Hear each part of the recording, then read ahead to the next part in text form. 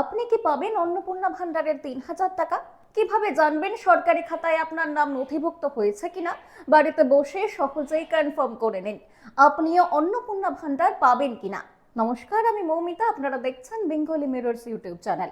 আজকের ভিডিওতে অন্নপূর্ণা ভান্ডারের স্ট্যাটাস চেক করার স্টেপ বাই স্টেপ প্রসেস আমি আপনাদের জানাবো। তাহলে শুরু করা যাক।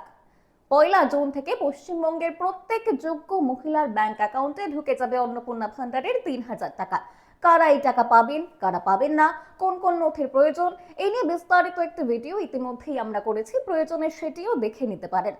তৃণমূল জমানার লক্ষ্মীর ভান্ডারের মতোই বিজেপি সরকারের অন্নপূর্ণা ভান্ডারের স্ট্যাটাস চেক করার অনলাইন সুবিধা চালু হয়ে গিয়েছে।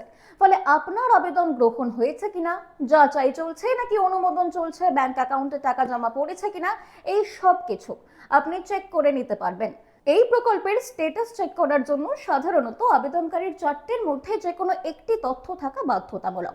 সেগুলি হলো অ্যাপ্লিকেশন আইডি, মোবাইল নম্বর, আধার নম্বর অথবা ব্যাংক অ্যাকাউন্ট নম্বর। এবার আসি মূল বিষয়ে। এই প্রকল্পের স্ট্যাটাস চেক করার জন্য পশ্চিমবঙ্গ সরকারের official social security portal socialsecurity.wb.gov.in a visit করতে হবে।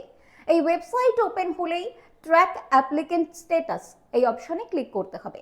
এরপর সার্চ ইউজিং অপশনে গিয়ে অ্যাপ্লিকেশন আইডি, মোবাইল নাম্বার, আধার নাম্বার অথবা ব্যাংক অ্যাকাউন্ট নাম্বার এগুলির মধ্যে যে কোনো একটি দিয়ে ক্যাপচা কোড টাইপ করুন। এরপর সার্চ বাটনে ক্লিক করলেই দেখতে পাবেন আপনার স্ট্যাটাস। অন্নপূর্ণা ভান্ডার প্রকল্পের আবেদন স্ট্যাটাস চেক করার পর সাধারণত যে তথ্যগুলি আপনি স্ক্রিনে দেখতে পাবেন সেগুলি হলো আবেদনের বর্তমান স্ট্যাটাস, আবেদনকারীর ব্যক্তিগত তথ্য, bank account status, payment status এবং ব্যাংক অ্যাকাউন্টের বিবরণ। তবে অবশ্যই মাথায় রাখবেন, যে ব্যাংক অ্যাকাউন্টে আপনি প্রকল্পের টাকা পেতে চান সেই অ্যাকাউন্টের সঙ্গে ডিবিটি লিংক বা আধার লিংক থাকা বাধ্যতামূলক, নয়তো আপনার টাকা আপনি পাবেন না। তবে বলে রাখি, অনেকে এখনই নির্দিষ্ট পোর্টালে ভিজিট করে অন্নপূর্ণা ভান্ডারের স্ট্যাটাস চেক করছেন এবং সেখানে আপনার নাম শো করছে না।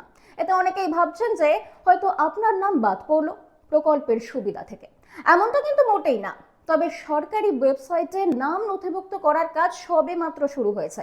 মাত্র 30% নাম নথিভুক্ত হয়েছে ইতিমধ্যেই। তাই কিছুদিন অপেক্ষা করে যান অথবা 1 জুনের পর থেকেই প্রকল্পের স্ট্যাটাস চেক করতে থাকুন। নিশ্চয়ই নিজের স্ট্যাটাস দেখতে পাবেন।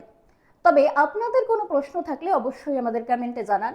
রাজ্য সরকারের যে কোনো প্রকল্পের আবেদনের ক্ষেত্রে টিউটোরিয়াল প্রয়োজন হলে সেটাও আমাদের কমেন্টে জানাতে পারেন।